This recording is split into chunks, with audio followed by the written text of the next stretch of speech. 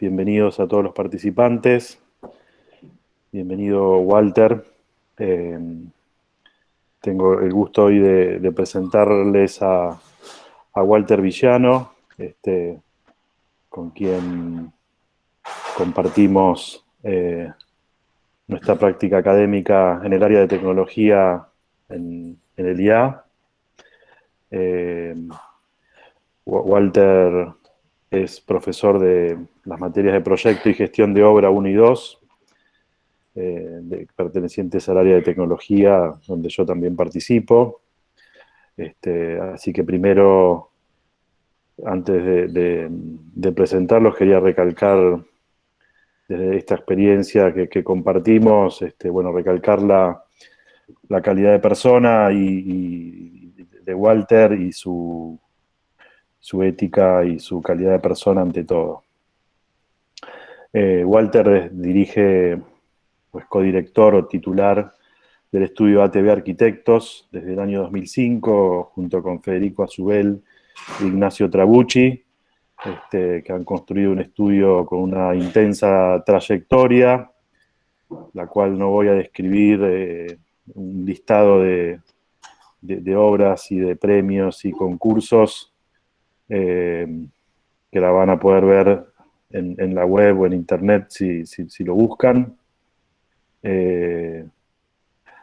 Sí quería remarcar que me parece interesante que han construido un estudio, digamos, joven, entre comillas, que que desarrolla su práctica profesional en un marco amplio de encargos, donde han generado una práctica con concursos de arquitectura, participado en bienales nacionales, internacionales, han obtenido diferentes premios, tanto en concursos de arquitectura como en eventos culturales de la disciplina.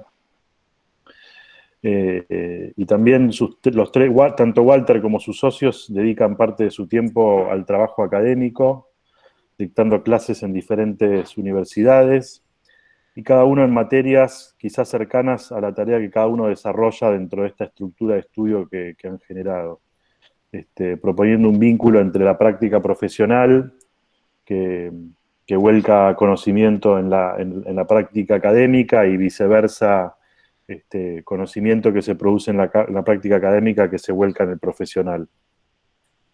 Pero quizás lo que más me interesa remarcar es este proyecto de oficina que construyeron, que podríamos decir una oficina profesionalista, entendida en un buen sentido de la palabra, en la que han logrado profundizar en cierta especificidad de tema vinculado a la arquitectura y el desarrollo de propiedad horizontal, y en el que han logrado abarcar todo el proceso de desarrollo, desde las etapas de producción del proyecto, como en toda su cadena, desde la producción del negocio inmobiliario, del desarrollo del proyecto de arquitectura, de la construcción y la dirección de obra, ¿no? Hasta llegar a este final, que es la vivienda habitada, ¿no? por las personas que finalmente viven cada una de estas casas colectivas que proyectan y construyen. Ese formato de trabajo entiendo que los ha llevado a profundizar en procesos y metodologías que racionalizan y buscan la eficiencia de tiempos, de medios, de recursos para el desarrollo de estos proyectos. Y creo que es allí donde Walter se ha especializado en temas de dirección de obra, administración de proyectos, tiempos, negociación y liderazgo, planificación, entre otros temas que son en los que desarrolla, digamos, o los que toma dentro de esta estructura de estudio, ¿no? Y me parece también interesante entender entonces también al estudio ATB y como, no como arquitectos autores, sino como arquitectos en los que logran conformar una identidad de equipo, tanto entre los titulares como en su amplio equipo de trabajo, y donde cada uno va tomando un rol dentro de ese proceso, y creo que está honestamente vinculado también a cada uno en su rol y cómo se vincula eso con el área académica que desarrollan. Eh, y, y en ese sentido creo que el interés de la arquitectura del estudio es me resulta interesante esta cualidad de poder producir el encargo, ¿no? Generarlo, y a la vez desde ahí construir una arquitectura de calidad de, dentro del marco acotado que produce quizás los códigos de planeamiento urbano, el desarrollo inmobiliario, el, las propias lógicas de la construcción, ¿no? Y cómo entre todos esos márgenes que son todo el tiempo limitaciones, cómo trabajar con todas esas variables para finalmente lograr el proyecto de arquitectura que de alguna manera active y contribuya a construir la ciudad en la que vivimos. Así que es un placer compartir esta tarde acá con ustedes y entonces, bueno, los invito a escuchar la charla de Walter que se titula La construcción espacial del otro. Así que gracias, Walter, y te paso la palabra. Bueno, buenas noches. Muchas gracias a los presentes y principalmente a Paola Aguilar y a Ignacio Montaldo que me dan esta oportunidad de poder compartir la experiencia. Eh, Presentación excepcional, Ignacio, muchas gracias y más aún por tus palabras, así que te agradezco. Y bueno, un poquito hoy la idea es recorrer esta obra, hablar sobre esta obra entendiendo el marco que vamos de acción de ATV, como comentó Ignacio, nosotros vamos desde la búsqueda del terreno hasta la postventa, es decir, que cada uno de nuestros proyectos duran aproximadamente 10 años, donde el proceso constructivo son 30 meses y el resto es toda la parte inicial y luego la etapa de cierre con la postventa incluida. Así que bueno, los invito a transitar y otra vez agradecido y espero que luego de la charla podamos tomarnos un rato para comentar y debatir algunas cuestiones. Como bien decía Ignacio, es la construcción espacial del otro y a partir de ahora comenzaremos con la presentación.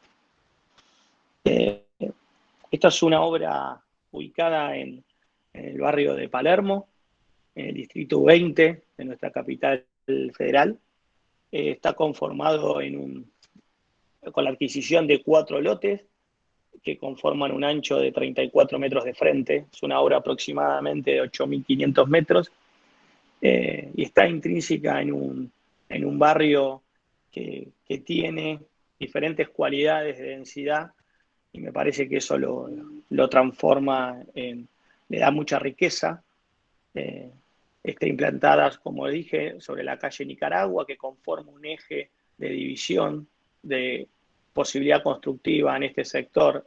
Este eje de Nicaragua y esta arista de Arévalo configuran un sector de construcción media dentro del circuito entre la unificación U20 y este corazón que estamos viendo acá pertenece a baja densidad. Es un barrio con características particulares, es un barrio con mucha historia, pero también renovándose en los últimos 20 años, potenciándose por estas diferencias de densidad demográfica que permite que se vaya desarrollando. Tiene aire y tiene subzonas bajas, subzonas medias y subzonas altas vinculadas al corredor de Juan B. Justo, que permite una vinculación y unos usos diferenciados que posibilitan el crecimiento de este barrio. Es un barrio llamado comercialmente Palermo Hollywood y se vincula con el otro llamado comercialmente Soho, y hoy existe un proyecto desarrollándose paralelo al eje con la elevación de la trocha del tren y conformando todo un parque lineal para unificar lo que es Hollywood y Soho, que creo que va a ir transformando este sector de la ciudad que tantos queremos. Así que bueno, vamos a seguir. La charla la voy a dar con 4 ejes. El primero, como bien dice acá, es el entorno como acción poética. ¿Y a qué me refiero con esto?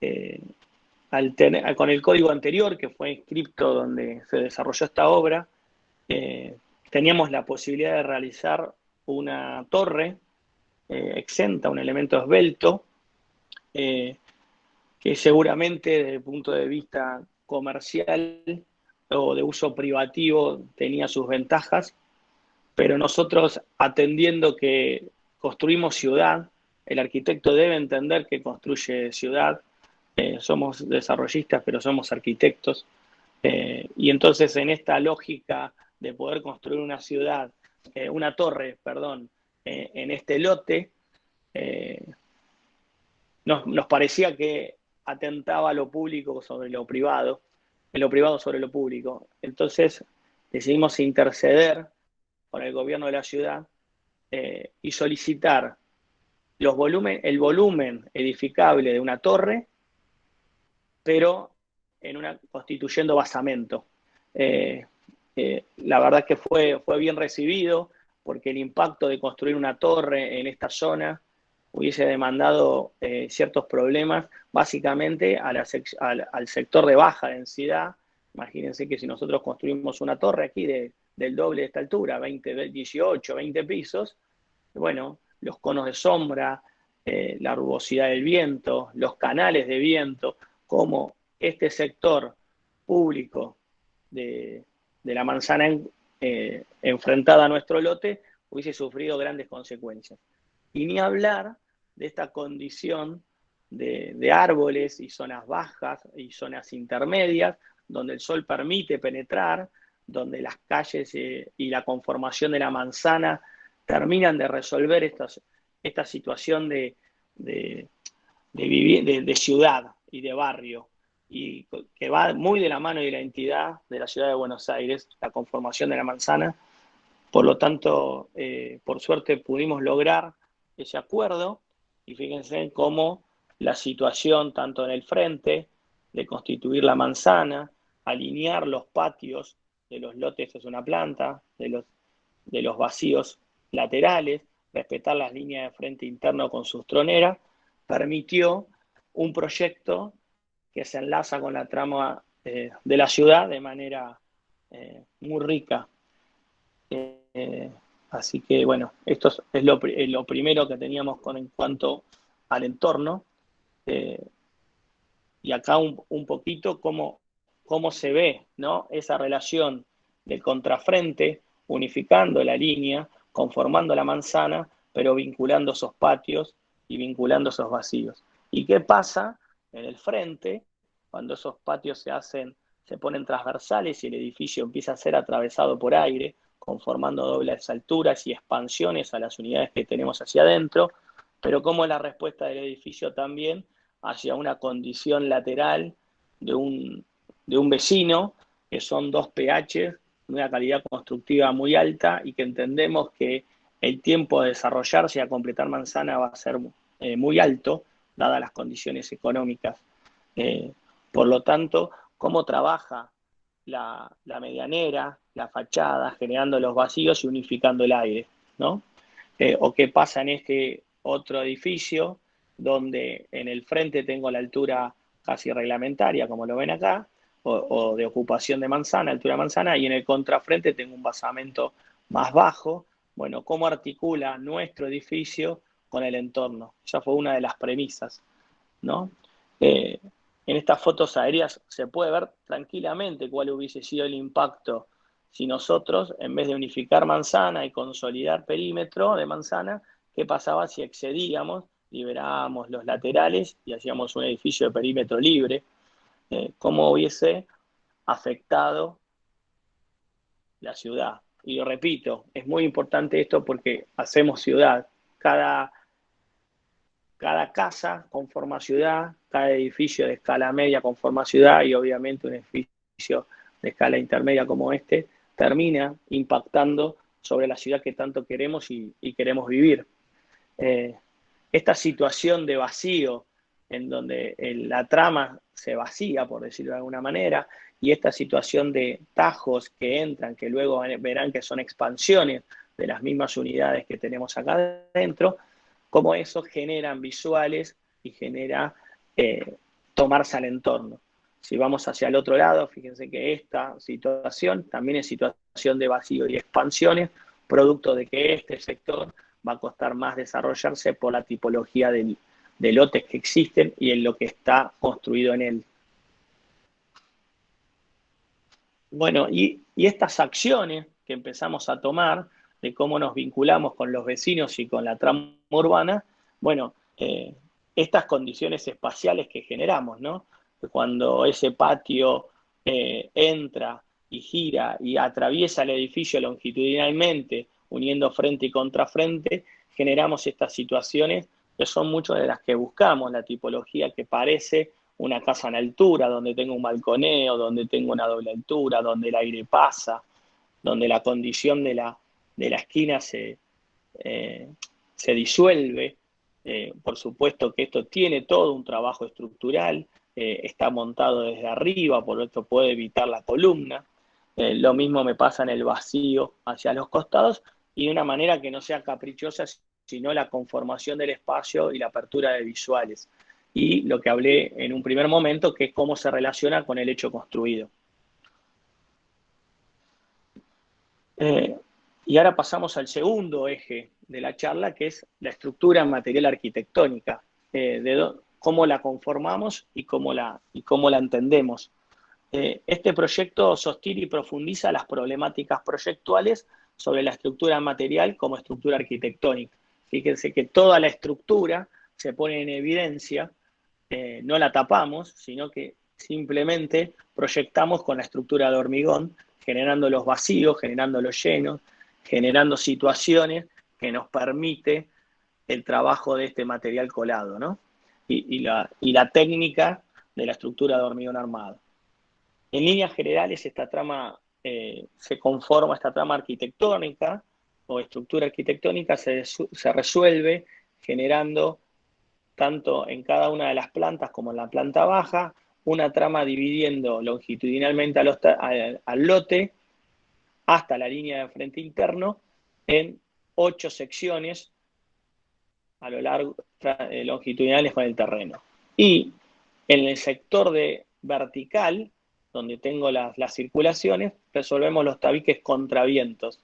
Esta trama estructural entre las vigas en el sentido horizontal de esta planta y los tabiques en el sentido vertical de la misma, conforman la estructura que luego nos van a dar, más adelante lo veremos, la estructura arquitectónica para desarrollar cada una de las unidades.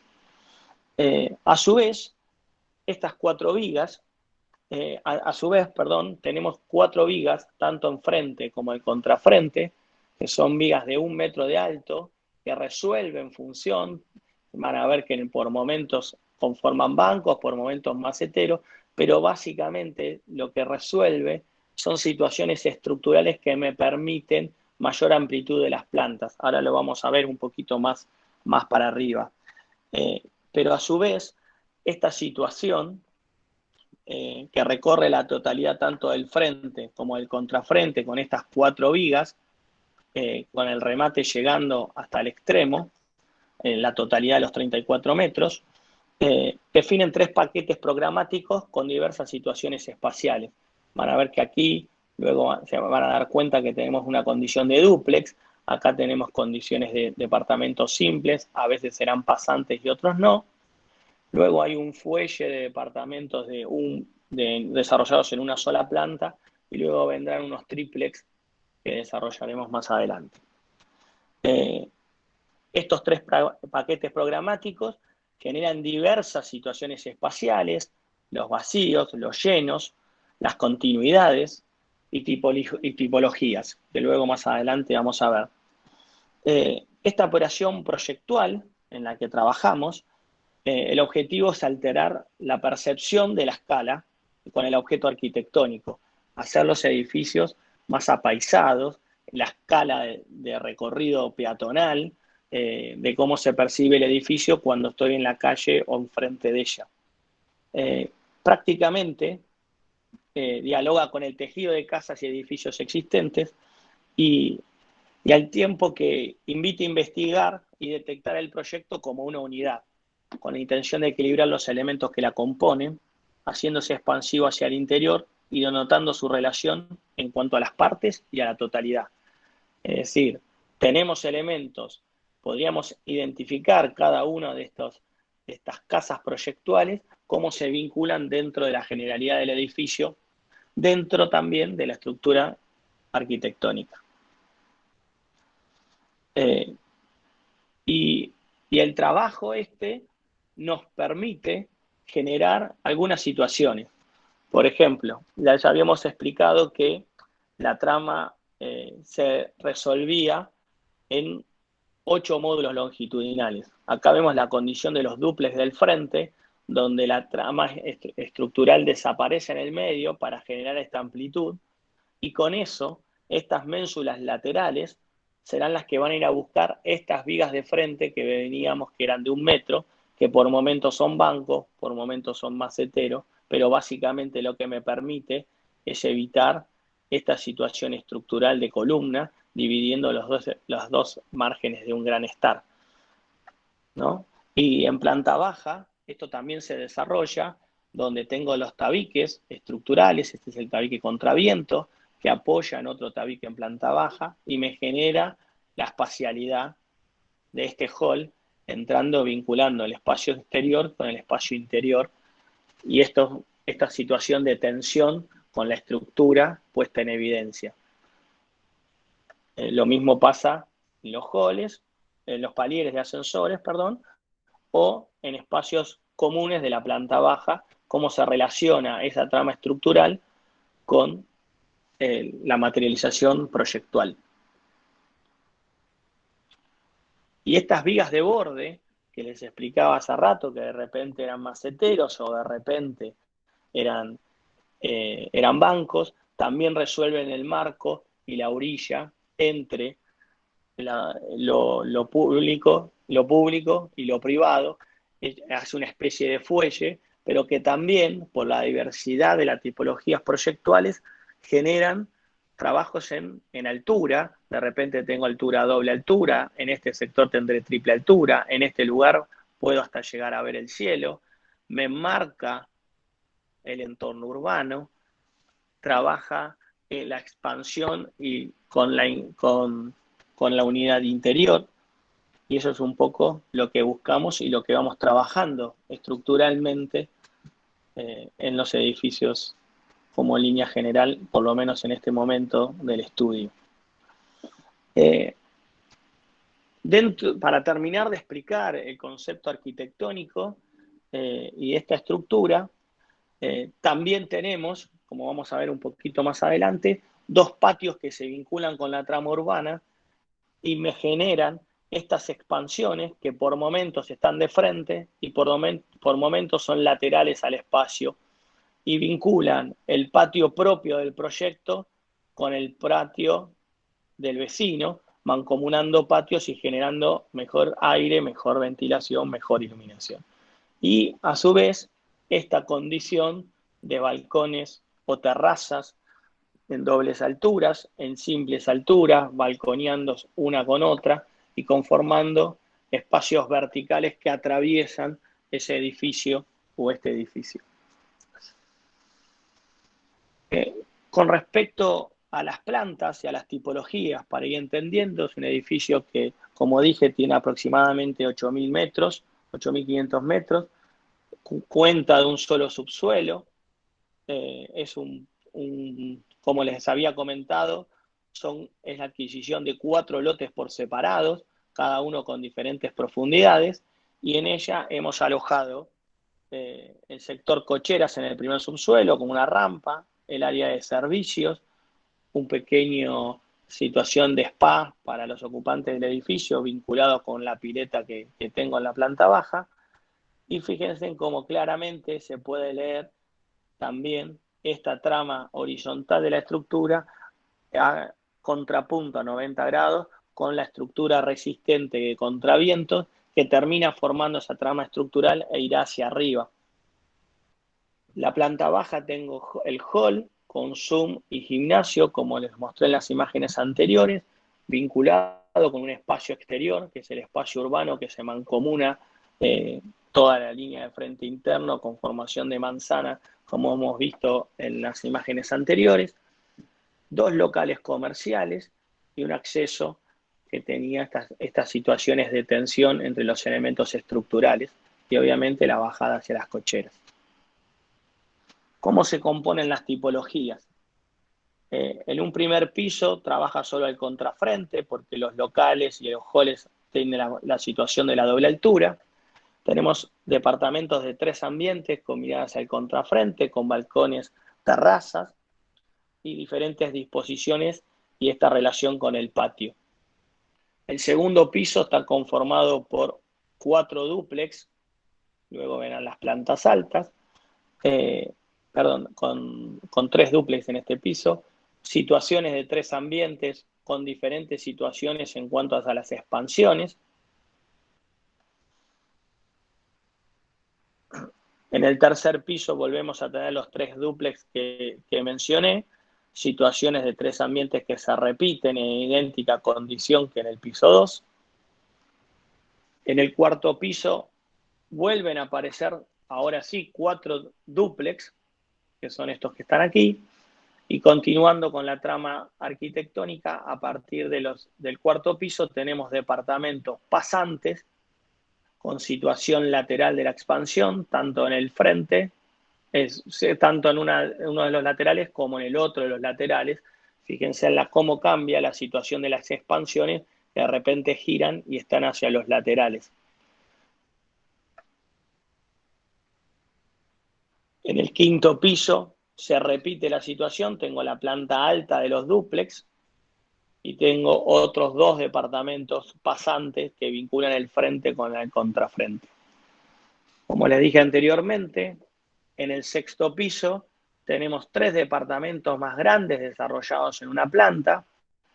El primero es esta situación, que da directamente al frente, con situación aterrazada, cuando genero el vacío de circulación de aire pasante en el edificio. Tengo un departamento espejado muy similar al contrafrente y un departamento de condiciones especiales que se desarrolla hacia el otro lateral.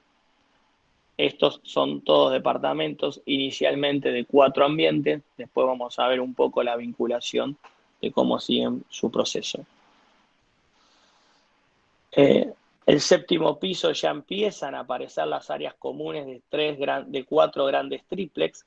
Este es el espacio común, este es el otro departamento, esta es la otra unidad y finalmente esta queda al frente.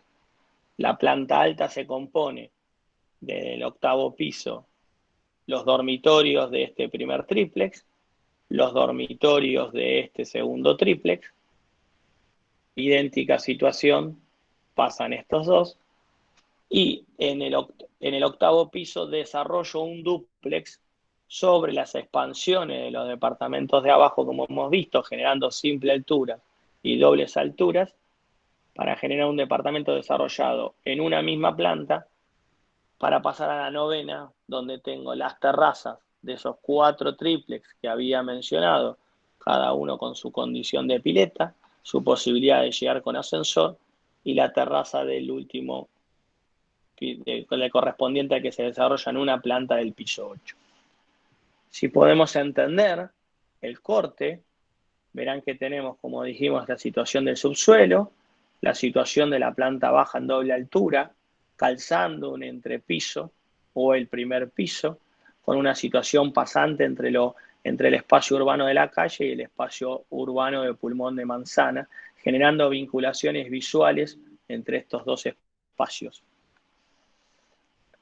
Luego teníamos el paquete desarrollado en dúplex y departamento de 3 ambientes, algo similar con los departamentos ya pasantes y aparecen estas situaciones de aterrazados y balconeos, la situación del sexto piso desarrollados en una planta, donde tengo 3 unidades, y el remate conformando estos 4 triplex más el dúplex perteneciente al otro lateral.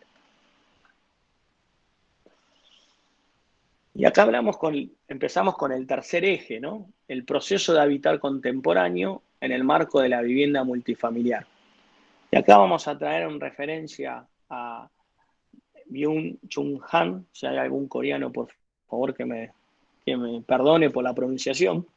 Es un filósofo y un pensador coreano y plantea lo siguiente: sin la presencia del otro, la comunicación degenera en un intercambio de información.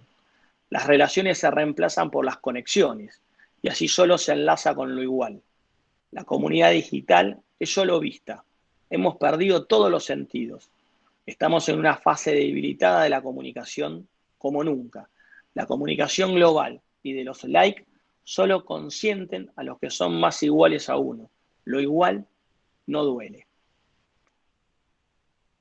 Y a partir de ahí viene una reflexión nuestra, ¿no? Dice, si los proyectos de vivienda multifamiliar conllevan a una repetición aparentemente indiferenciada, la pregunta en el marco de nuestra labor proyectual sería, ¿cómo lograr construir la identidad del espacio del otro para que lo igual no duela? Y acá hablamos de la situación tipológica que comenté hace rato. Nosotros en la facultad vemos los edificios en escala media, donde hay un basamento, hay un desarrollo que tiene muy poca variable en las unidades funcionales y luego un remate. Y se pueden estudiar los edificios de este tipo de escala bajo este concepto. Esta es una situación irruptiva y tiene que ver un poco con el cuarto punto que yo luego les voy a comentar y mucho con este.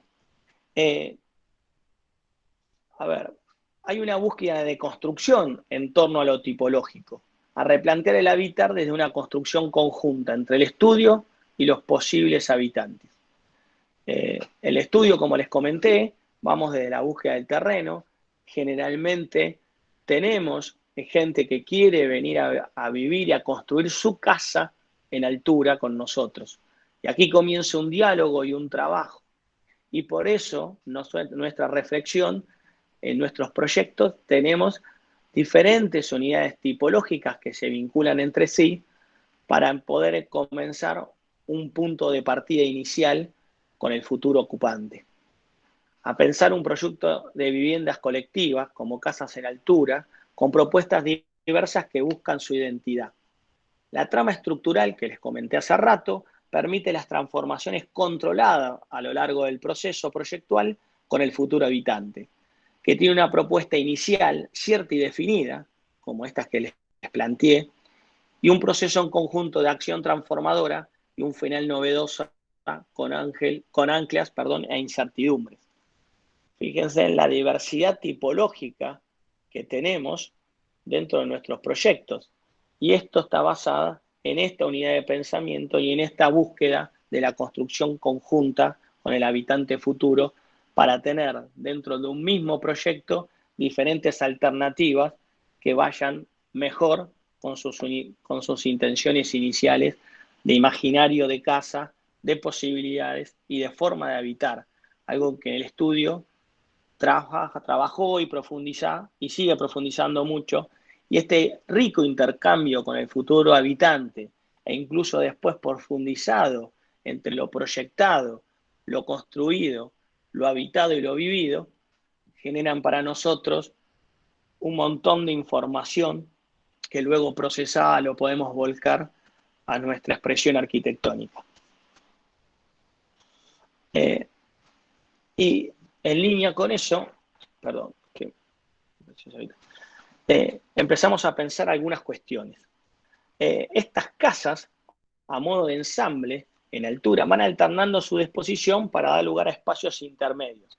Recuerden que, por ejemplo, tenemos estos triplex que toman la doble altura, las unidades pasantes toman una sola altura, pero luego generamos estos vacíos, que son las expansiones que van girando, y casi que podríamos ir componiendo, tanto como al contrafrente como al frente, situaciones de pequeños objetos proyectuales tipo casas dentro de una estructura arquitectónica que ensamblan una unidad.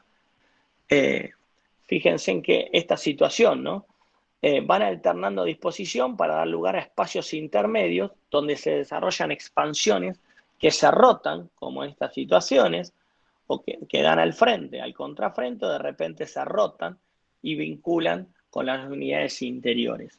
Se escalan, tengo diferentes escalas, son grandes, son pequeñas, son mucho más pequeñas, tienen doble altura o tienen simple altura, potenciando estos patios internos, que es otra de las cualidades de este proyecto, mancomunado con el espacio urbano subyacente.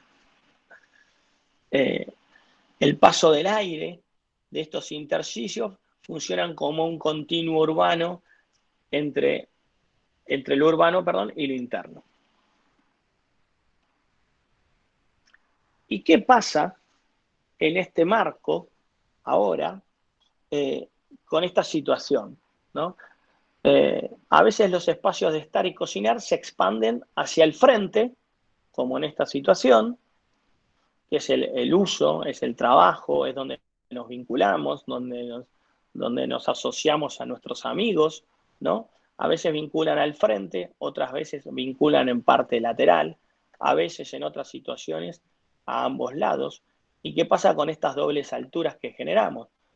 A veces esta situación de doble altura, como vemos en esta imagen, está al frente, siendo irruptivo con esta relación, y otras veces, al interior, y otras veces está al frente, generando una vinculación y una continuidad de vacío que entra en las unidades arquitectónicas.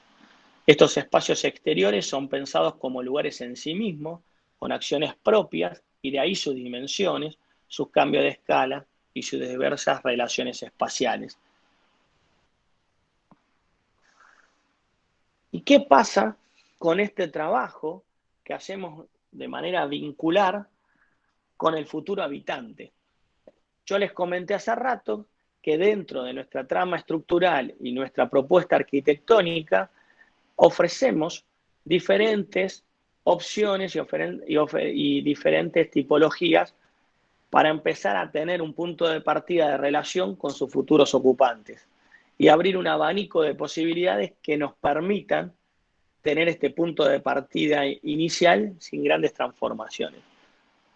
Este es un ejemplo de una unidad del cuarto piso, donde entrábamos en una condición de dúplex, donde tenía su lugar común, con una escalera en doble altura que vinculaba al espacio privado, tenía una situación de expansión, una situación de servicio, y cuando subíamos teníamos 2 dormitorios, uno de ellos en suite con una situación de vestidor. Cuando nos vinculamos y empezamos a hacer todo este proceso con el futuro habitante, empezamos a ver que sus condiciones de futura ocupación y su posibilidad de uso eran totalmente distintas. Su modo de habitar era distinto al que nos estábamos imaginando, pero entraba en este marco estructural y proyectual. Por lo tanto, en ese trabajo de escucha activa y de intercambio con este ocupante, bueno, resultó que en líneas generales la planta baja no sufrió modificaciones sustanciales, salvo aspectos relacionados a la materialidad, pero la planta alta, como pueden ver, sufrió algunas condiciones. Por ejemplo, se maximizó esta doble altura, ya que este lugar se utiliza como escritorio vinculado a esta doble altura, con posibilidad de cierre muy eventual ante una situación de algún invitado o algo por el estilo. Pero si no, la condición espacial es del aire entrando y vinculando el espacio urbano con la doble altura interna. Respecto a la condición de la suite, ya no necesitaba esta condición de vestidor, de estar cerrado, y prefería mayor condición espacial y mayor tamaño de la suite. Y fíjense en cómo diseñamos y proyectamos un mueble de respaldo, giramos esta condición de baño que teníamos naturalmente o inicialmente y generamos esta situación de una suite vinculada con otra condición espacial a la proyectada de un uso más introspectivo para un uso más extrovertido. Lo mismo pasó con esta situación, ¿no? Donde tenemos una situación de mueble vinculada con el estar que gana la doble altura en esta situación y entra a esta especie de escritorio o futuro placar. Esta situación generó un proyecto vincular donde el estudio tomó cuestiones que ver con la arquitectura interior de esta unidad. Como le dije, cambiamos ciertas materialidades, potenciamos la escalera y la doble altura con barandas de vidrio, generamos esta situación de mueble que se apropia de la doble altura interna, como les había comentado, donde tengo una situación de mueble de living, gana la doble altura y entra a modo de escritorio con una posibilidad de colocar paneles coplanares que luego me permiten cerrar eventualmente la doble altura con una puerta que está acá que no sale en las imágenes. Fíjense en esta situación, es un dúplex similar al que habíamos visto imágenes anteriores, donde tenía una condición de ménsula que tomaba el voladizo del balcón. Y gracias a eso evitaba la situación de colocar una columna acá que me divida el espacio arquitectónico. La cocina funciona como una gran isla articulando todo el espacio común de este edificio, de esta unidad, perdón. Acá tenemos otro ejemplo vincular. Volvamos a la planta original. La planta original en esta situación era del cuarto piso, donde teníamos una unidad de 4 ambientes ubicada longitudinalmente, vinculada con el patio y con esa expansión puesta lateral a la condición de living, contando con 3 dormitorios y un en-suite. A su vez, al lado existía un dúplex como muy similar al que vimos en las imágenes anteriores.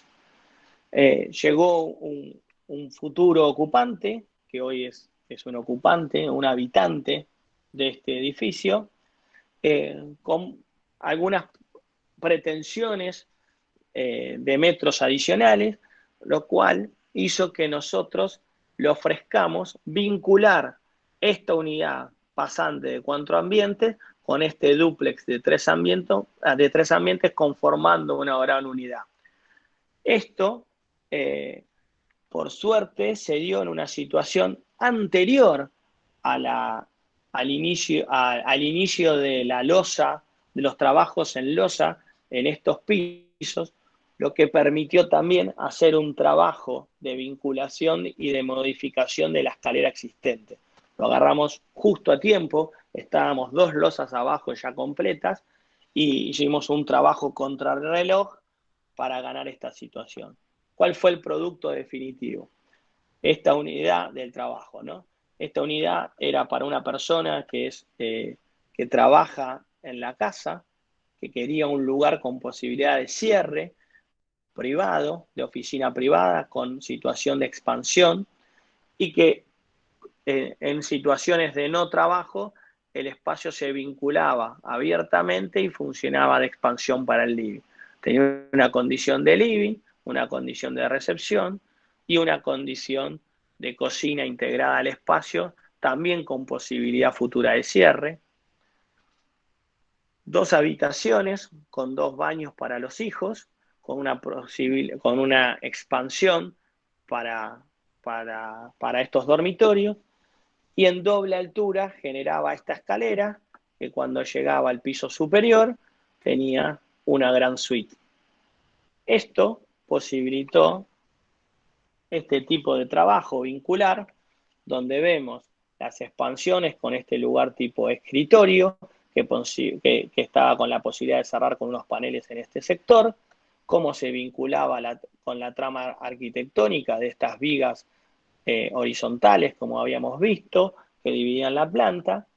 Este es el tabique estructural, que habíamos visto que se repetía en todas las plantas, y fíjense cómo generó esta condición de una escalera que ahora subía pegada a ese tabique estructural, ganando esta doble altura, con una biblioteca. Esta persona es periodista, tiene mucha demanda de situaciones de libros. Entonces, cómo ganar esa doble altura, cómo apropiar este espacio. Lo mismo pasaba con esta gran situación longitudinal, de cómo este espacio terminaba vinculando lo público con la oficina hacia atrás, con posibilidades de cerrar a la línea, a esta línea, o la posibilidad de vincularlo como estamos viendo en esta imagen.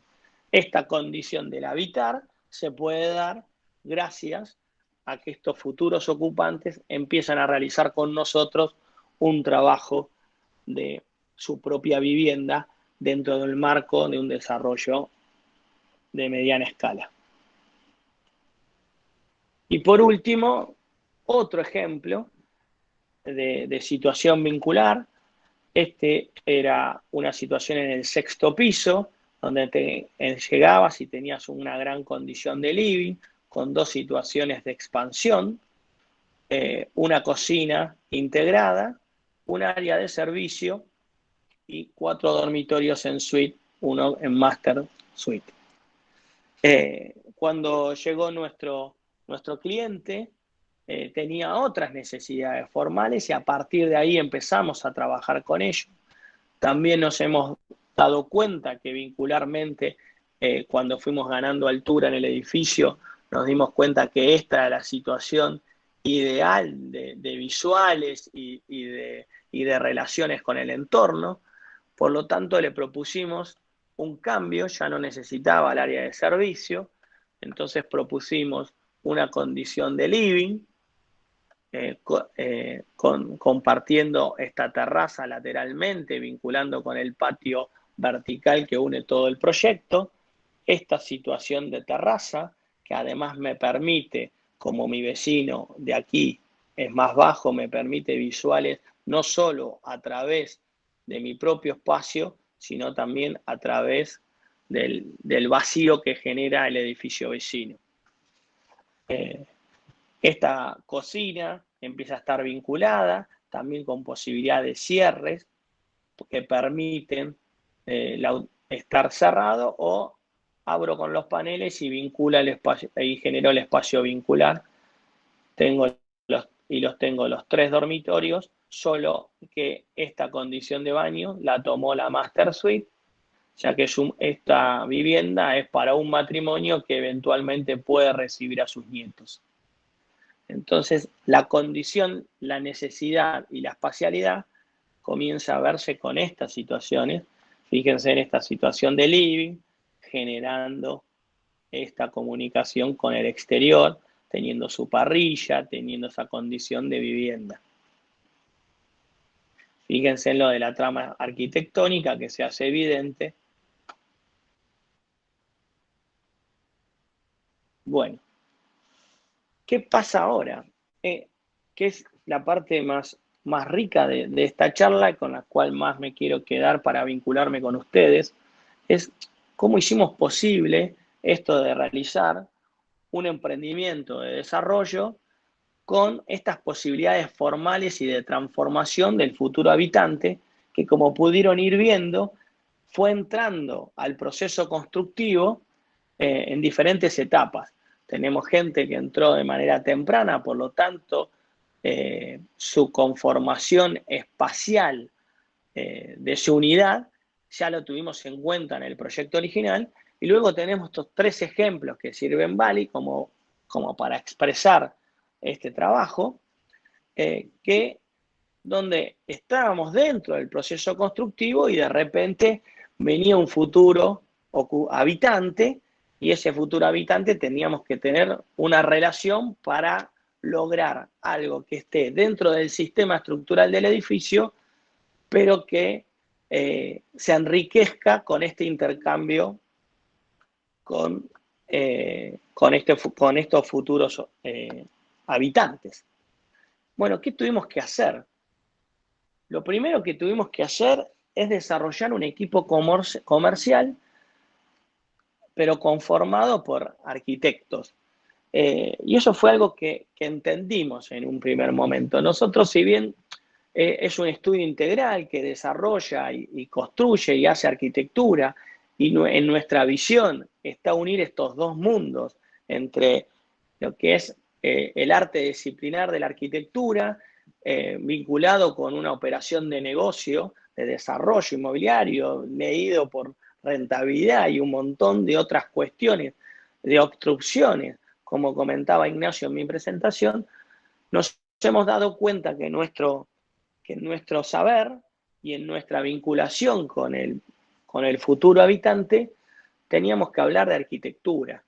Por lo tanto, el desarrollo de este equipo comercial, de escucha activa, de poder encontrar estos canales con cada uno de los habitantes futuros, como si fuese una relación de casas, donde uno va pensando y proyectando una casa unifamiliar, pero dentro de una trama arquitectónica.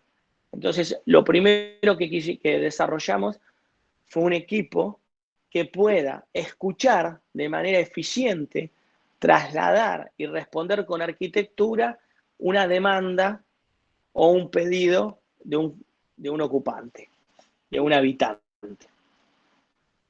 ¿Qué tuvimos que pensar también? En los sistemas de contratación. Algunos que tuvieron la posibilidad ya de cursar mi materia, hablamos de los diferentes sistemas de contratación, de contratista principal, de subcontratos. ¿Qué nos pasa con nuestra forma de hacer? Nosotros estamos dentro de un marco reglado por el real estate, donde hay tiempos, donde el proceso madurativo de un proyecto está acotado, pero dentro de nuestra visión tenemos esto de realizar una pieza arquitectónica que se pueda discutir en esos términos de arquitectura, de teorización. Entonces, ¿cómo hacemos para convivir con estos dos mundos? Uno de ellos, además de la visión y las ganas y el entusiasmo del estudio de atender estas cuestiones arquitectónicas, se da también por el sistema de contratación. Como habrán visto ustedes, en estas imágenes que yo les compartí, la estructura es parte primordial de nuestra expresión arquitectónica. Entonces, imaginemos que cuando yo estoy desarrollando y documentando y proyectando la estructura, es casi desarrollando nuestro proyecto arquitectónico.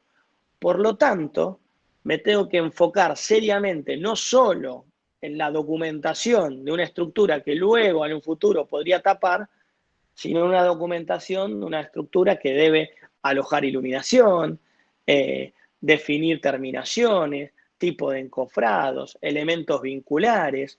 Entonces, eso hace que dentro de la planificación de la obra o del proyecto, necesito poner horas y energías a este proceso.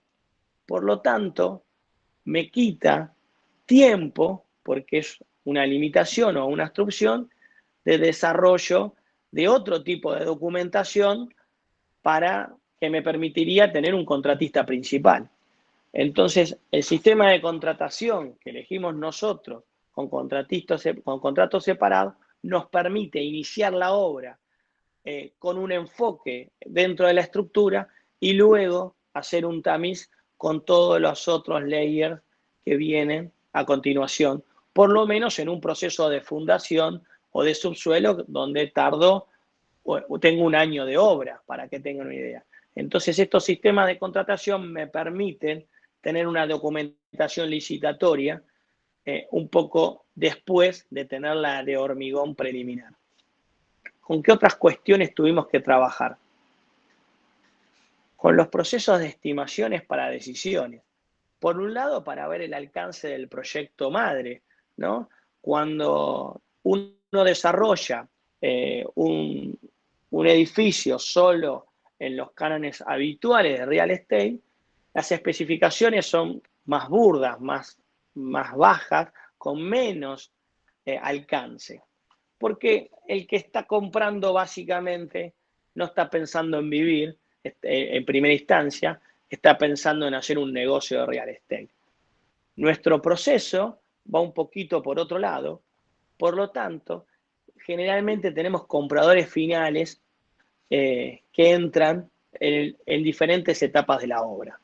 Por lo tanto, tenemos que tener desarrollado un sistema de estimaciones con indicadores precisos según tipología para el edificio, y para este proceso de toma de decisión con el futuro habitante, también para todas las personalizaciones o trabajos de arquitectura interior para la toma de decisión temprana dentro de un proceso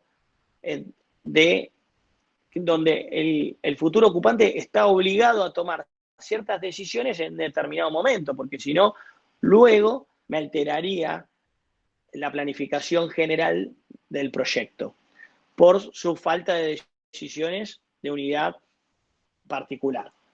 Entonces eso hizo que tuvimos que desarrollar todo un sistema y dentro de ese sistema de toma de decisiones, acompañando a este cliente, un sistema de estimaciones para la toma de decisiones de estos clientes. ¿En qué otras cosas tuvimos que trabajar? Sistemas integrados de planificación y control. Imagínense que cada uno de estos proyectos que yo les comenté particulares, esta obra tiene 28 unidades y ninguna se repite. Y incluso tiene todo este trabajo de personalización con el futuro ocupante. Entonces tuvimos que hacer sistemas integrados del proyecto macro o marco con el sistema de planificación de cada una de las 28 unidades. Y por supuesto implementar también sistemas de control, ¿no? Imaginen que el sistema de control tradicional de una obra, donde tengo repetición, se simplifica, tanto el sistema de planificación, el de control y el de documentación. Porque una vez que desarrollé la planta tipo con sus posibles articulaciones, tengo todo un tiempo de ejecución hacia arriba donde se repite, donde el equipo de trabajo también sabe que es idéntico a los pisos de inferiores y solo es una repetición tanto de la documentación con pequeños ajustes como del proceso constructivo. Y como el proceso de control, sé exactamente qué controlar en cada planta y sé incluso dónde se falló en cada una de las plantas. Cuando voy llegando a pisos superiores, puedo poner más el ojo en esa situación y será hacer el proceso más eficiente. Acá, con este proceso, tuvimos que ahondar en todo este sistema. ¿En qué otras cosas tuvimos que trabajar? En estos procedimientos de arquitectura interior con trazabilidad, es decir, cada una de las reuniones que tuvimos desde la inicial con el cliente, de captación del cliente, con el futuro ocupante en cada uno de los tiempos específicos del proyecto. Por ejemplo, si tengo iluminación embutida en el hormigón, antes de desarrollar el hormigón, tengo que tener esa reunión con el cliente. Si voy a tener situaciones de modificación de baños, obviamente voy a tener impacto sobre los pases de la estructura. Voy a tener cambios en las instalaciones. Voy a tener un montón de condiciones donde voy a tener que ir trabajando con el cliente en reuniones programadas donde lo importante es que cada reunión pueda llevarme las decisiones para no impactar en el proceso final. ¿Qué otra cosa tuvimos que hacer? Desarrollar proveedores. Nosotros tenemos una política que la denominamos proveedores de prioridad. Entendemos la dirección de obra como un gran equipo. Tenemos una dirección de obra exhaustiva, donde vamos todos los días a la obra, donde luego de la obra nos vinculamos con la oficina, o sea, venimos al estudio, y también tenemos situaciones donde gente que trabaja en el estudio, como los responsables de proyecto y documentación, se vinculan con la obra. Este trabajo de interacción entre los arquitectos del equipo que hacen la dirección de obra con los arquitectos del equipo que hacen el proyecto y la documentación, tratamos de esta unificación, de la gente de la obra llevarla a la oficina, la gente de la oficina llevarla a la obra. Esto genera un salto de calidad en los recursos, porque cuando uno se vincula, que con un expertise se vincula con otro arquitecto de otro expertise, genera este intercambio súper propositivo y que nos da muchas herramientas de crecimiento personal y profesional. Si esto a su vez lo llevamos a la obra con los proveedores, generamos este intercambio y le damos esto que llamamos proveedores de prioridad. El proveedor de prioridad es, los proveedores tienen evaluaciones de performance en cuanto a calidad, en cuanto a cumplimiento, en cuanto a postventa, en cuanto a nivel propositivo del desarrollo, de la materialización del proyecto. Esos proveedores que logran fidelización con nosotros y nosotros con ellos, generamos un gran equipo que nos vamos moviendo de obra a obra siempre y cuando lleguen al estándar. Los formamos, le damos planes de mejora, le damos evaluaciones de desempeño explicándole dónde necesitan mejorar. Nosotros somos una empresa que está corriendo el horizonte permanentemente, no nos conformamos con lo hecho hasta acá, entonces siempre tenemos una mirada crítica sobre nuestro trabajo para hacer punto de partida para el crecimiento y la mejora continua. Y eso también lo practicamos con estos proveedores. El proveedor de prioridad lo que logra también es tener proyección sobre qué obras vienen, cómo formar a sus jefes de obra, cómo vincularlos según la cantidad de obras que van a venir.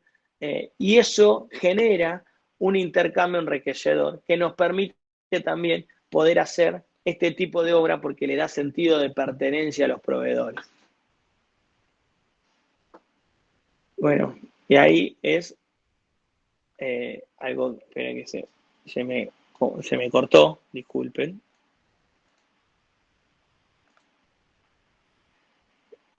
Mejoramos los sistemas de comunicación y mejoramos, ahora vuelvo a la presentación,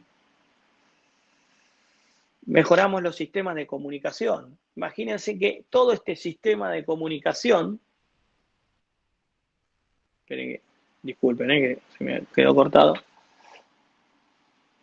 todo este sistema de comunicación que tenemos con el cliente, también con los proveedores, es un sistema que está normalizado, los clientes reciben informes trimestrales y luego los que tienen arquitectura interior o personalización, tenemos reuniones programadas donde se ven esos temas. Esos temas que dijimos que necesitábamos ponerlo dentro del sistema, tienen una trazabilidad. ¿Por qué? Porque es importante ver qué se resolvió, qué se dijo, qué decisiones se tomaron, cuáles se pueden cambiar en el tiempo y cuáles no. Y cómo trabajamos esos sistemas de comunicación con estos procedimientos de arquitectura interior con trazabilidad. Cómo es ese mueble, cómo se vincula, cómo es el espacio, la escucha activa, qué necesita nuestro futuro habitante, ¿no? Así que, bueno, hasta acá es un poco lo que quería compartirles respecto a este proyecto que denominamos Sense Nicaragua. Y bueno, ahora la idea es poderlos escucharlos a ustedes y espero haber generado por lo menos dudas o inquietudes para construir algo.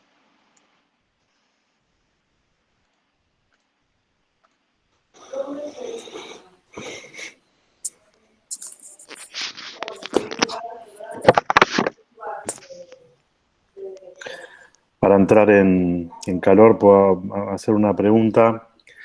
Digamos, lo que vos contás en estos últimos slides es todo un sistema de producción que está mucho más ligado a un sistema productivo o, digamos, casi del ámbito de la producción industrial o empresarial, ¿no? Donde hay sistemas y procesos, ¿no?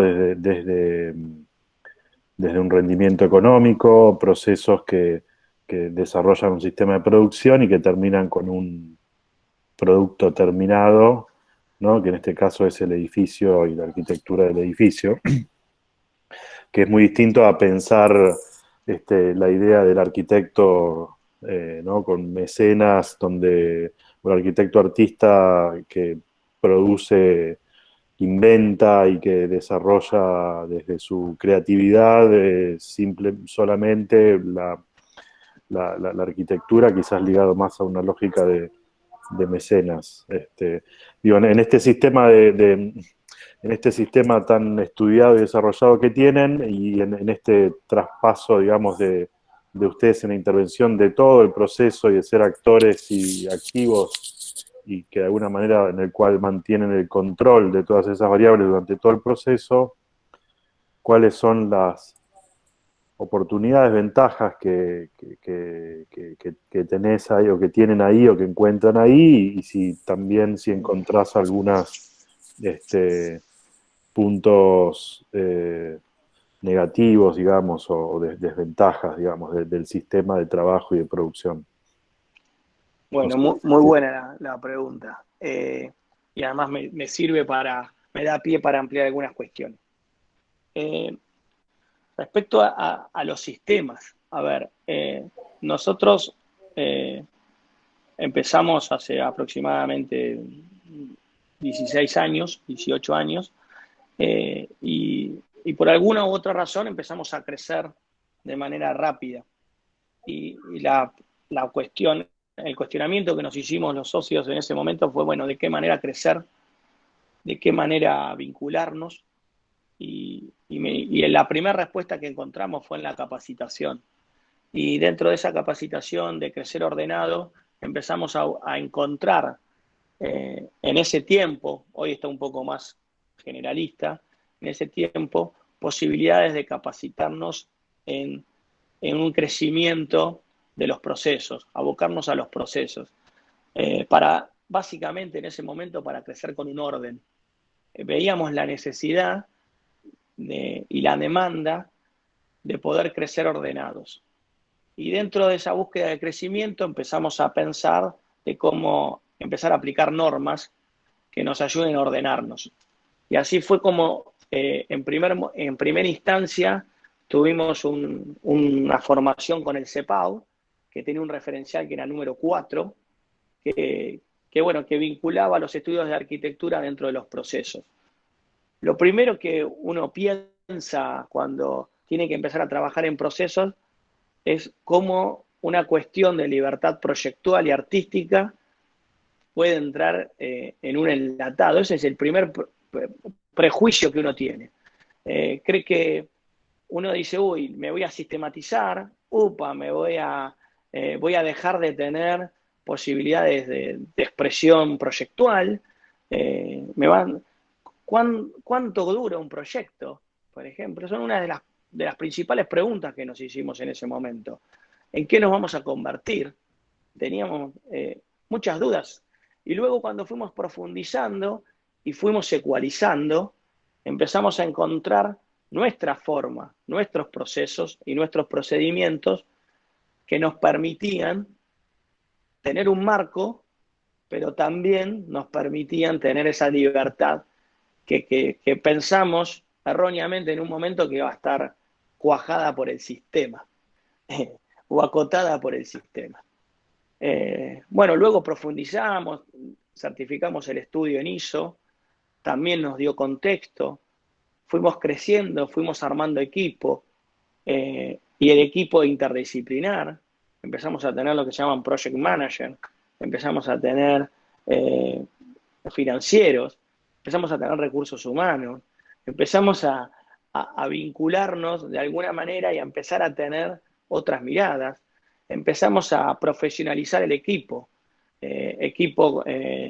con un perfil más proyectual, con un perfil más de obra, con un perfil más de proceso, y ahí empezamos a desarrollar lo que llamamos en red, que es vincular los diferentes arquitectos que tiene el equipo. Hoy somos 30 o 30 y pico de profesionales trabajando en estos proyectos y con diferentes perfiles y cómo nos enriquecemos. Casi en la introducción que diste en la presentación, hablaste de que los tres socios teníamos perfiles distintos, pero que trabajamos vincularmente. Cada uno con sus potencialidades y con sus áreas de mejora, pero la riqueza que encontramos nosotros fue en ese trabajo interdisciplinario entre tres arquitectos con diferentes miradas. Y ahí fuimos creciendo, porque bueno, nos empezamos a interpelar unos a otros y dejamos de generar esto de tres miradas que son casi como antípodas y empezar a construir a partir de la diferencia o a partir de las diferentes miradas. Y eso lo empezamos a trasladar al equipo. Entonces, dentro de ese crecimiento, con los diferentes perfiles proyectuales, con el marco de las normas, nos empezaron a dar un cuadro, como bien decías, de un marco más profesionalizado, si se quiere, pero no por eso perder el ojo de la parte artística de la profesión, que es mucho de lo que disfrutamos y nos gusta. Y como bien decías, nosotros vamos de la búsqueda del terreno hasta la postventa, y eso es un proceso súper rico porque también nos nutre por esta vinculación con el cliente, con el ocupante, de eso que proyectamos versus a cómo lo pensamos y a cómo terminó siendo esa experiencia en el uso, en el habitar, en lo sensorial de cada una de las personas que lo terminan habitando. Y eso y de ir de punta a punta y pensar esto de cómo puedo ir vinculando el avance intelectual del proyecto con la necesidad de avance del negocio, por así decirlo, nos generó esta búsqueda de decir, bueno, trabajemos con contratos separados, escalémonos, formemos, articulemos, y eso nos da ventajas, el manejo del todo, porque somos responsables del todo, pero obviamente nos exige al equipo y a nosotros como cabeza del equipo diferentes expertices, ¿no? Construimos por contratos separados, casi somos constructoras. Desarrollamos proyectos de inversión y tenemos que tener esa pata financiera. Desarrollamos negocio y tenemos que tener esas cuestiones comerciales. Desarrollamos arquitectura y tenemos que tener ese perfil comercial.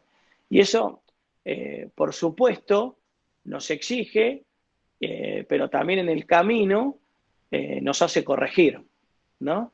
Nos hace corregir, hacer y corregir, y por eso cuando hablaba de cómo ecualizar de la crítica constructiva sobre nuestro propio proyecto, sobre nuestro propio procedimiento, y tratar de innovar en la mejora continua, ¿no? De cómo el equipo puede crecer y nos puede nutrir. Hoy tenemos equipos maduros que se van formando y que nos empujan hacia arriba y nos exigen y nosotros nos vinculamos con ellos y nos enriquecemos con ellos. Por supuesto, el principal talón de Aquiles de esta situación es convivir, esto de estar corriendo permanentemente el horizonte, creciendo en escala. Yo hoy les presenté un proyecto de 8.500 metros y estamos con una pieza urbana de 30.000 metros cuadrados con este sistema. Entonces, bueno, cómo se potencia el equipo, cómo nos volvemos a capacitar, la capacitación es permanente, desde los directores hacia abajo, no nos creemos dueños de la verdad. Acá estoy viendo gente que trabaja en el estudio y que tiene un proceso largo con nosotros y que fue creciendo profesionalmente, y eso también nos enriquece y nos llega a satisfacción tanto como poder hablar arquitectónicamente de estos desarrollos. También poder hablar del crecimiento del equipo también nos da satisfacción y está dentro de nuestra visión. Por supuesto, esto de manejar el todo nos da situación de apremio muchas veces, de exigencia por fuera de la profesión, de invertir tiempo también en otros aspectos que no son solo los académicos. Así que eso es lo bueno, es la mirada amplia, el poder abarcar y manejar el proceso, pero bueno, la contra es que nos exige tanto a nosotros como a todo el equipo este crecimiento a contrarreloj permanente, No sé si con eso más o menos pude comentarte. Y además de desarrollar cuestiones que no son inherentes a la profesión, ¿no? Nosotros somos de formación UBA y casi lo que es planificación y gestión no entra dentro de la currícula. Así que, bueno, nos fuimos formando y nos fuimos vinculando. Trabajamos mucho también con experiencia en otras obras, en empresas constructoras, bueno, y ese tipo de cuestiones que también nos nutren, ¿no? No sé si está respondida la pregunta o si querías ampliar en algún aspecto. No, perfecto. No sé si alguien quiere hacer alguna pregunta. Puede abrir el micrófono y preguntar.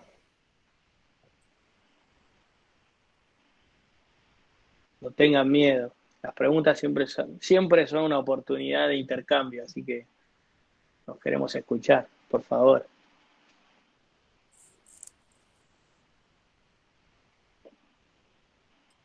Nos dejamos mudos, Sí, parece. Walter. Ahí está, Carlos. Te consulto este tema de como de hacer unos proyectos que finalmente terminan siendo bastante personalizados, ¿no? ¿Eleva mucho los costos o finalmente, digamos, el precio de venta al usuario? ¿Cómo? A ver, vamos a la raíz de esto. ¿Cuáles son los usos y costumbres? Los usos y costumbres es que una persona que quiere su casa dentro de un edificio por cuestiones de seguridad, por por cuestiones de ubicación urbana o cualquier otra que surja, compra un producto que en líneas generales no tiene eh, posibilidades de modificar hasta que lo recibe. Por lo tanto, paga un precio de producto terminado y luego de mueble lo pone con un equipo aparte y hace su modificación. Esto tiene algunos impactos. El primer impacto es el costo. Lo que a priori parece más económico, dentro del sistema termina siendo más económico. ¿Por qué?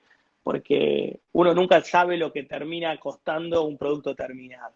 Ustedes acá, el futuro ocupante tiene propuestas de terminaciones, de upgrade de calidad, de cambios de piso, y está todo dentro del sistema, muebles, mesadas, griferías. Por lo tanto, no es que recibe algo que luego lo demuele y lo tira. Los muebles los tira, la grifería la saca, los revestimientos no le gustan porque son los del sistema. Acá tiene la opción de ecualizar dentro de un proceso y dentro de un mapa, de una paleta de opcionales. O en algunos casos de unidades muy grandes, ya de una personalización extrema. Por lo tanto, su costo baja considerablemente entre haber comprado un producto, haberlo demolido y haberlo construido. También tiene otro gran valor que es los tiempos. Imagínate que si tiene que recibir y a partir de recibir hacer esa transformación, esto está haciendo la transformación dentro del proceso general del edificio. Por lo tanto, también tiene una posibilidad formal de tiempo. Pero la principal ventaja que tiene este sistema es que podés hacerte tu casa dentro de una estructura arquitectónica y dentro de un edificio. Entonces, fíjate que los clientes han cambiado en función de sus necesidades y sus condiciones de futuro habitante las premisas proyectuales del marco inicial. Entonces se puede vincular con un arquitecto casi como si fuese una casa, donde te hago mi casa unifamiliar, pero dentro de un sistema. Y eso te da un montón de beneficios y de intercambio y de posibilidades de cambiar. Hemos tenido experiencias de, por ejemplo, que nos ha contratado un locutor y tiene su estudio de locución dentro de un edificio nuestro, dentro de un espacio. Tenemos condiciones de trabajo. Bueno, el periodista que les comenté, de esa vinculación de gran living y de repente se sectoriza y tiene esa posibilidad de abrir y de cerrar, las posibilidades de tener departamentos en doble altura, algo que no es habitual en desarrollos urbanos. Entonces, Esa es la gran ventaja que ofrece este sistema. Las desventajas, por supuesto, las tenemos más nosotros como equipo. Imagínate, en líneas generales, un desarrollista que quiere hacer la repetición, nada es sistematización con el futuro ocupante, lo entrego casi lo más pelado posible, la pintura es de obra, algunos desarrollistas ni siquiera entregan el piso. ¿Y eso por qué? Para no poder tenerse que comprometer con esa calidad de detalle que exige la relación con el cliente a uno. Entonces, bueno, esos son los pros y los contras. Desde el punto de vista del cliente, lo veo todo a favor, por lo menos esas son las devoluciones que nos han hecho. Nosotros somos una empresa de fidelización del cliente. Nosotros buscamos exceder las expectativas iniciales del cliente y ahí está nuestra base de crecimiento, en generar que el cliente nos recomiende y que esté contento con su producto, feliz de habitarlo, feliz de vivirlo. Por eso nuestro proceso va mucho más allá. Hacemos trabajos con las administraciones de los edificios que van a entrar de inducción. Nuestro equipo de recursos humanos hace la evaluación y los testeos con el futuro, encargado, con las empresas de seguridad. Trabajamos con empresas, pensamos también en cómo se va a usar el edificio, cómo nos vinculamos con las empresas de limpieza de vidrio, con el paisajismo. Lo entregamos listo para usar, con equipamiento, con paisajismo.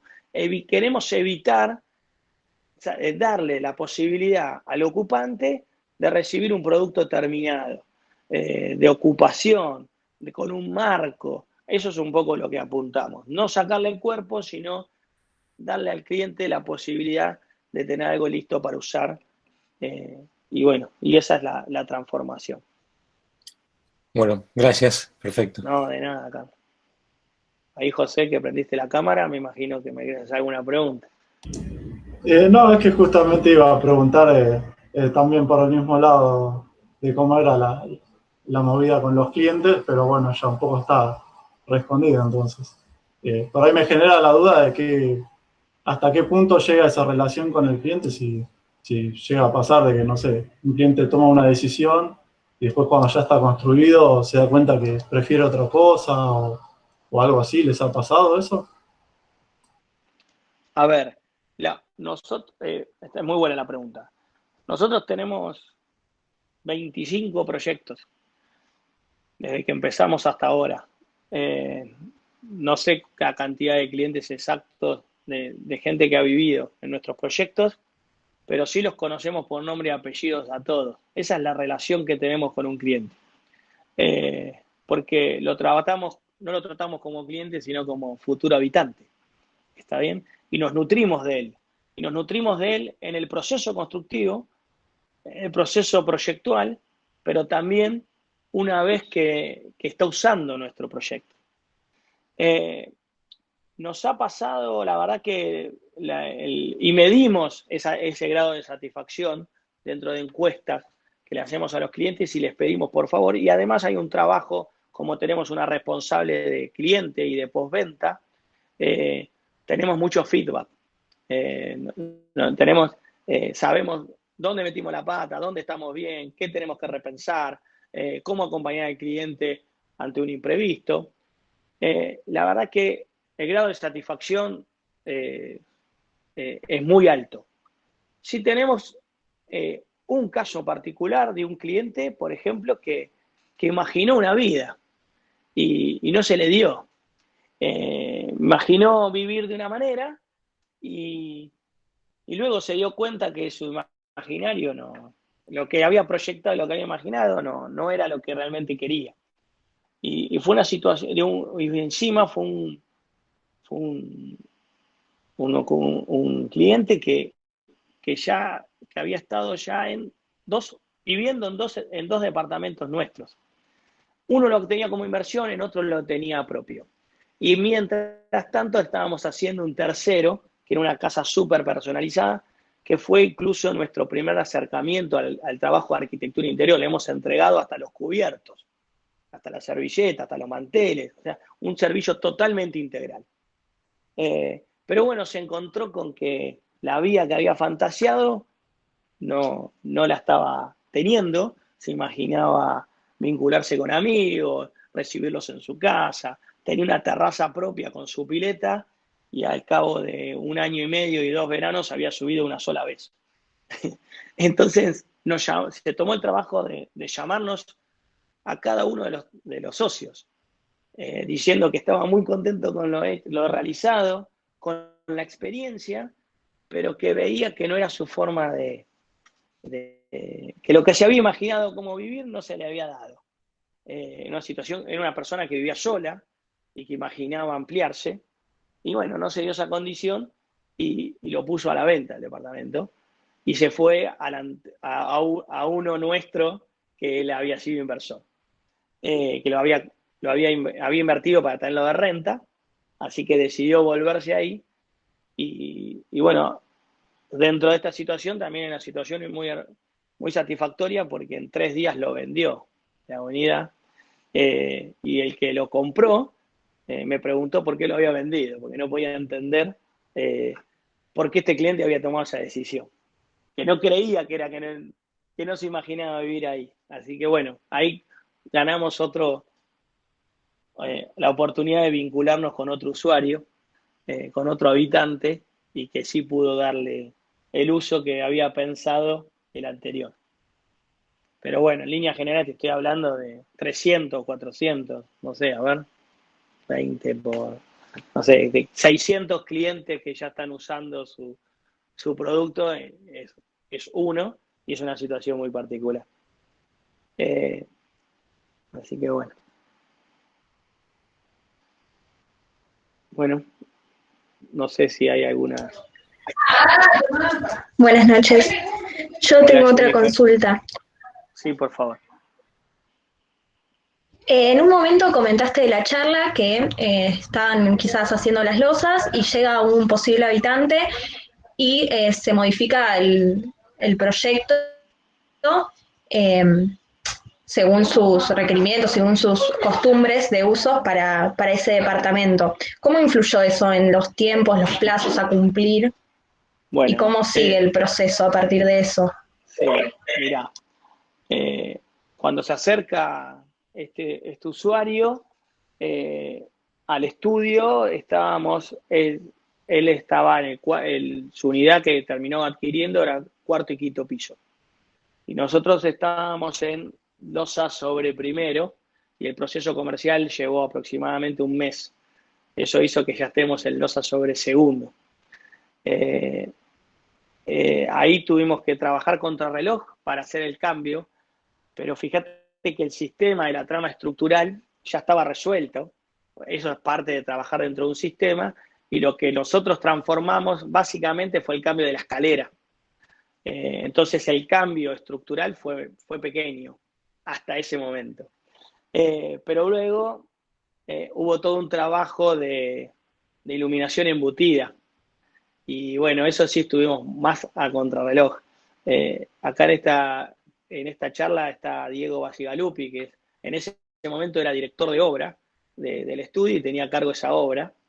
No debe estar muy feliz con lo que le estoy diciendo, porque tuvo que trabajar a contrarreloj tanto él como la responsable de proyecto para poderlo poner dentro del sistema, porque bueno, era algo necesario y era algo que lograba la satisfacción del cliente. Nosotros sabíamos que el cambio de esa escalera le iba a permitir un mejor espacio, porque la escalera enrulada que estaba en los dúplex no le iba a permitir explotar esa doble altura de doble superficie versus a la que tenía en el dúplex. Así que en su momento, bueno, mira al cielo y aprieta los dientes, pero luego entiende que el equipo entiende que nuestro objetivo es la satisfacción del cliente. No tuvimos impacto en los plazos, pero básicamente gracias al equipo y gracias a los asesores, porque el cálculo estructural no es propio nuestro, y es del ingeniero Santos en esta obra, y bueno, el asesor estructural también tuvo que trabajar contrarreloj, pero también es algo que hablé del trabajo en equipo y de los proveedores y los asesores y del sentido de pertenencia. Ellos también entienden que cambia el proyecto, que mejora y se sienten realmente parte del equipo. Entonces, por momentos uno cuando tiene un proceso constructivo no quiere los cambios y menos los cambios contrarreloj. Pero es algo que en la gimnasia del estudio está incorporado, pero también está incorporado para el área comercial. Entonces no proponen algo que saben que no se puede proponer en ese momento, ¿no?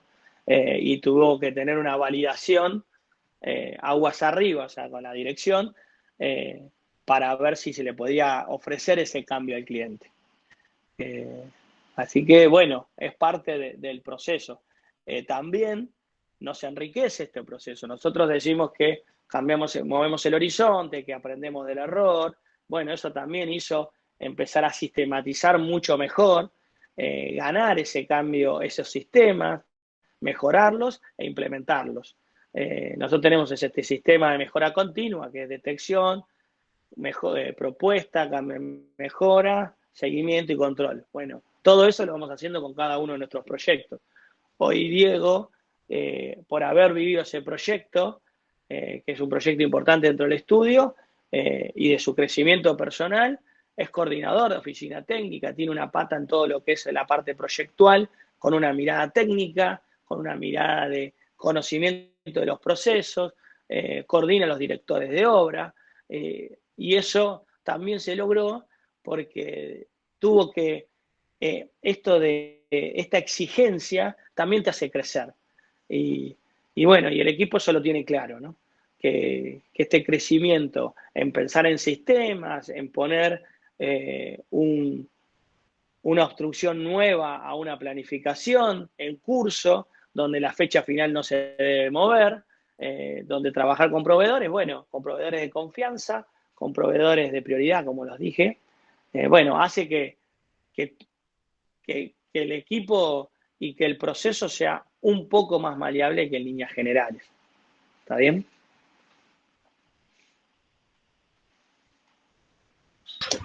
Sí, buenísimo. Me alegro. Hola, yo quería hacer una consulta. Sí. Vos, Walter, hablaste mucho de la relación con el cliente y con el usuario final, que es en definitiva quien va a habitar estas casas agrupadas.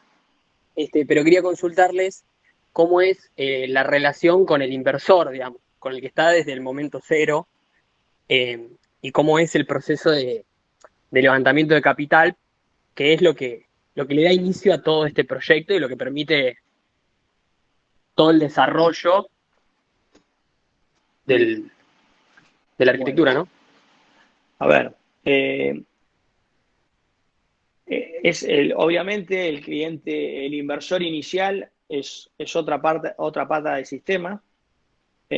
Nosotros hemos trabajado mucho en este intercambio, proponiendo y siendo innovador en los sistemas de incorporación de capital, porque bueno, entendemos que también es un negocio.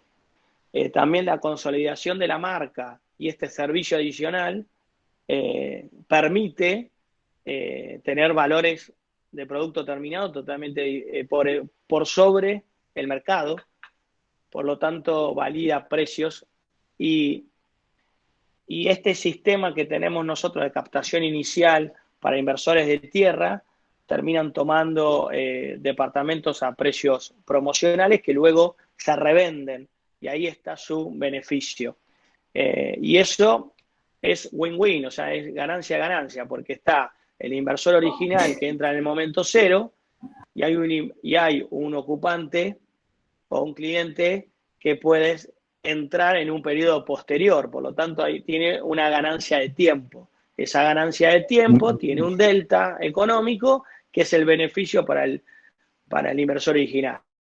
Me Entonces, parece interesante la pregunta de Santiago, le agrego como, porque quizás de alguna manera hay dos intereses que en algún punto pueden ser contrapuestos, ¿no? Entre el interés de quien va a ser habitante final, del quien está pensando en una inversión que por ahí requiere en menor tiempo, cambian, digamos, las expectativas de tiempo o las expectativas Sí. en cuanto a renta o calidad o costo-calidad, digamos, esas variables, ¿no? A ver, lo primero que nosotros logramos fue posicionamiento. Y ese posicionamiento nos permitió ir subiendo el estándar de calidad inicial. ¿Por qué? Porque se ha ido validando nuestro precio de venta de producto terminado. Entonces eso le da un beneficio inicial al inversor. Al inversor inicial tiene o toma metros y baratos, ¿entendés? Por debajo del costo, o paga la tierra y luego paga la construcción en pesos. Entonces, nosotros trabajamos con una modalidad de obras al costo, donde hay un componente, hay un componente en tierra, esa tierra que es para adquirir la tierra, y luego con ese componente el inversor puede o tomar metros más baratos o adjudicar esa plata a tierra y pagar construcción y quedarse con el producto hasta el final, según su necesidad de tiempo, de retorno de inversión. Entonces, o compra un producto final por debajo del costo que luego puede revender a un producto validado que le conviene también al comprador que entra o al usuario que entra en una etapa ya de construcción, porque hay un gap de tiempo, o se queda hasta el final y lo vende como producto terminado al precio más alto. La realidad es que la rentabilidad de nuestros inversores es satisfactoria. ¿Por qué? Porque el producto se capitalizó. Eso a veces es difícil de entender cuando el inversor no nos conoce y nos compara metro cuadrado por metro cuadrado. Entonces, ahora cuando ya tiene y puede analizar los indicadores de precio de venta, como su plata de inicio y su plata de salida, se da cuenta que esto es una condición que la verdad por este sistema beneficia tanto al inversor inicial como para el inversor final. Así que eso le hemos encontrado con innovación de propuesta, esta dualidad que es parte, lo tenemos en nuestra visión, de convivir un desarrollo de calidad con el real estate y una operación de negocio. Así que, sinceramente, no hay un contrapunto entre este inversor que necesita una rentabilidad final versus el comprador y usuario final. Porque los dos logran, según en la etapa que entraron, un beneficio económico súper interesante. No sé, Santiago, si está respondida la pregunta o querías profundizar. Está clarísimo. Okay. Justamente me queda claro porque, digamos, todo está sustentado justamente en el posicionamiento de la marca que ustedes generaron a lo largo del tiempo, lo cual está validado, digamos, por los precios de venta de salida. Entonces eso hace que sea tan beneficioso para el inversor en la etapa cero, ya sea en etapa 0-0 para adquisición de tierra o durante la obra, y también, ¿no? Porque el consumidor final va a pagar un precio más alto que en un edificio estándar o de menor calidad y menos personalización, ¿no? Y después todo el sistema de contratación, ¿no? Un sistema, si yo tengo un contratista principal, tiene un coeficiente de pase mucho más alto, por lo tanto el costo pasa a ser más alto, mi trabajo pasa a ser menor, es cierto, pero con el sistema de contratos separados, con contratistas de calidad, o sea, yo no es que contrato cuadrillas, sino contrato a empresas subcontratistas, también el costo baja y eso también lo hace más competitivo. Y realmente el valor de costo está dado por las terminaciones eso me permite subir las terminaciones y el alcance inicial e incluso poder, dentro de precios competitivos, hacer este tipo de arquitectura donde tiene con una condición de superficie de vidrio totalmente diferente a un sistema que va más a precio, un sistema de desarrollo estructural con con cuantías de hierro más altas que el promedio, más volumen de hormigón. Bueno, tengo un montón de situaciones que atentarían a priori sobre la economía o sobre el precio final, pero está de alguna mente subvencionado por el sistema de contratación. Claro, lo compensan en ese sentido. Digamos que sería imposible si uno dice, bueno, mira, no solamente en tiempos, que ya lo explicaste antes, que lo van haciendo sobre la marcha, pero si uno diseña una hora entera, vamos a suponer que igual la cotizás por un sistema llave en mano, te estaría yendo de mercado, porque justamente hay un dinero que va a ganar esa empresa que lo hace llave en mano, que justamente ustedes, en esa labor minuciosa y yendo al detalle, se lo ahorran o lo compensan. Exactamente. Y además hay un tema después para el cliente de responsabilidades, ¿no?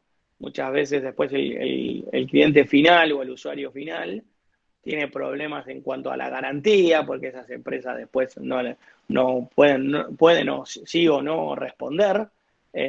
Acá en este caso tienen un solo interlocutor y encima tienen un servicio al cliente. Entonces eso también es algo que es valorado. Y en el boca a boca se va pasando, ¿no? Porque si yo te digo que los proyectos nuestros no tienen problema de postventa, te estaría mintiendo. El tema es, bueno, ante un posible problema o vicio oculto, ¿cómo es la respuesta? ¿No? Acá hay canales de comunicación mucho más ágiles y hay tiempos de respuesta menores gracias a cómo es el sistema que tenemos desarrollado. Claro, perfecto. Se entendió perfecto. Muchas gracias. No, por nada, Santiago.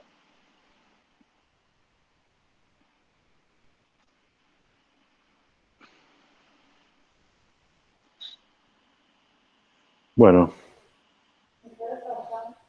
impecable. Bueno.